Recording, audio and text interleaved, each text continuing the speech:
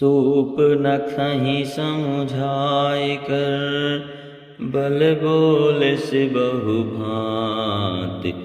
गयो भवन अति सोच बस, नींद परई नहीं रात। उसने शूर्पणखा को समझाकर बहुत प्रकार से अपने बल का बखान किया, किंतु मन में वह अत्यंत चिंतावश होकर अपने महल में गया। उसे रात भर नींद नहीं पड़ी।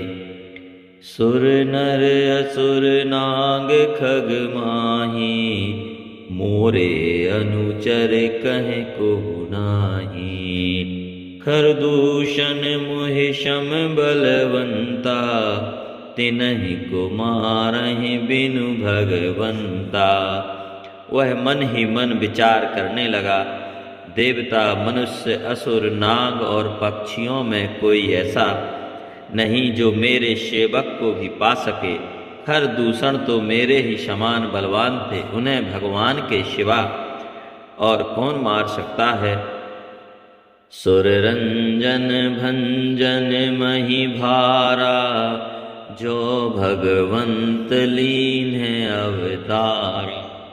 तो मैं जाय बैरो हठ करहूँ, प्रभु शर प्राण तजे भव तरऊँ। देवताओं को आनंद देने वाले और पृथ्वी का भार हरण करने वाले भगवान ने ही यदि अवतार लिया है, तो मैं जाकर उनसे हठ पूर्वक वैर करूँगा और प्रभु के बाण के आघात से प्राण छोड़कर भव सागर से तर जाऊँगा। हो यही भजनु न तामस देहा, मन क्रम बचन मंत्र दृढ़ेहा। जो नर रूप भूप सुत को, हरिहु नार जीत रन दो। इस तामस शरीर से भजन तो होगा नहीं, अतएव मन वचन और कर्म से यही दृढ़ निश्चय है।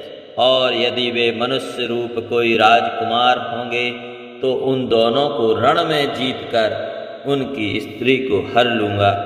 चला केल जान चढ़ित हेवा, बस मारीच सिंधु तट जहवा। यहाँ राम जस जुगत बनाई, सुनहु उमा सो कथा सुहाई। यों विचार कर रावण रथ पर चढ़कर अकेला ही वहाँ चला, जहाँ समुद्र के तट पर मारीच रहता था। शिवजी कहते हैं कि हे पार्वती, यहाँ श्री रामचंद्र जी ने जैसी युक्ति रची वह सुंदर कथा सुनो। लक्ष्मण गए बनहि जब, लेन मूल फल कंद। जनक सुतासन बोले, बेहसि कृपा सुख वृंद। लक्ष्मण जी जब कंद मूल फल लेने के लिए वन में गए, तब अकेले में कृपा और सुख के समूह श्री रामचंद्र जी हंसकर जानकी से बोले, सुनहु प्रिया व्रत रुचिर सुशीला।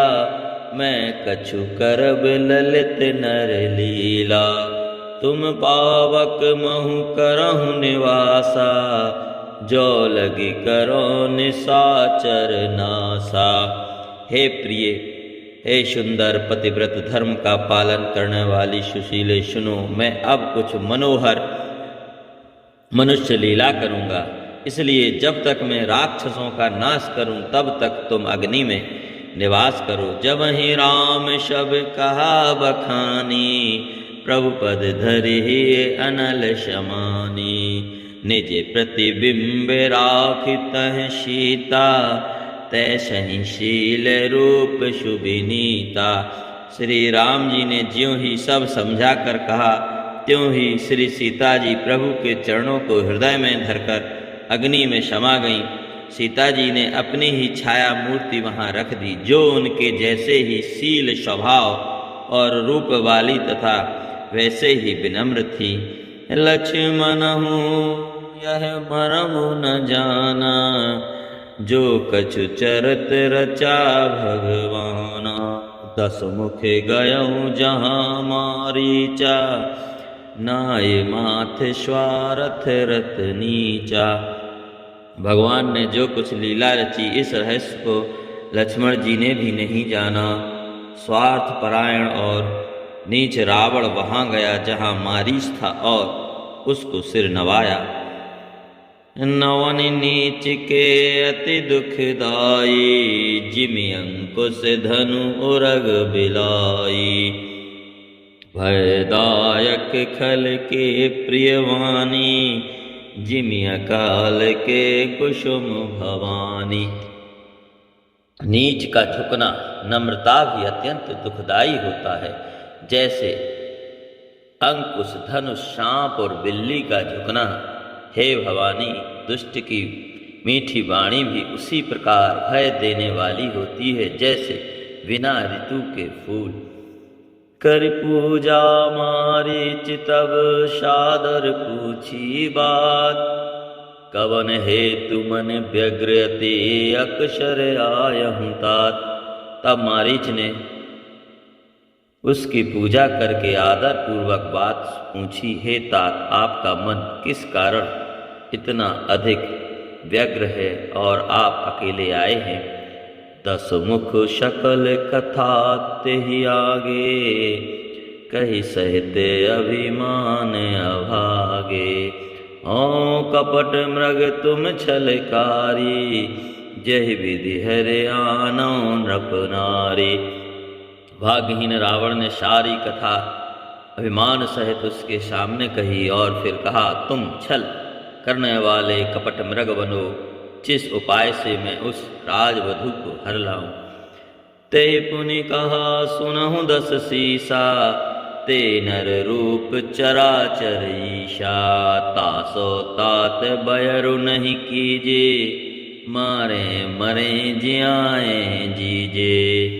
तब उसने मारीच ने कहा, हे दस्सी सुनिए, वे मनुष्य रूप में चराचर के ईश्वर हैं। हे तात, उनसे बैर न कीजिए। उन्हीं के मारने से मरना और उनके जिलाने से जीना होता है।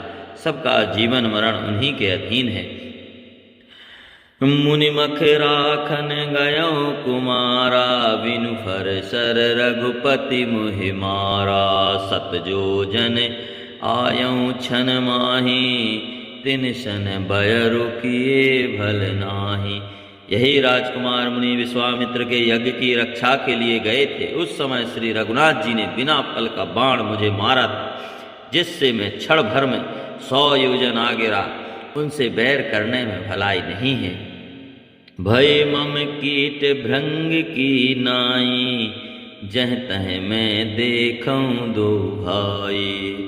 जो नर तात तदपि अति शूरा, तिनहि विरोधी न आए हैं पूरा। मेरी दशा तो भृंगी के कीड़े की सी हो गई है। अब मैं जहाँ तहाँ श्री राम लक्ष्मण दोनों भाइयों को ही देखता हूँ।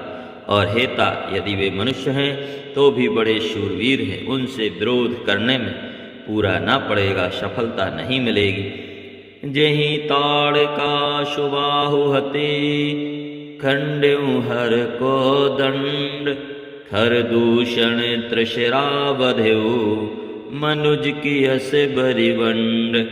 जिसने ताड़ का और सुबाहु को मारकर शिवजी का धनुष तोड़ दिया और खर दूषण और त्रिशरा का वध कर डाला, ऐसा प्रचंड बली भी कहीं मनुष्य हो सकता है। जय जय श्री राम।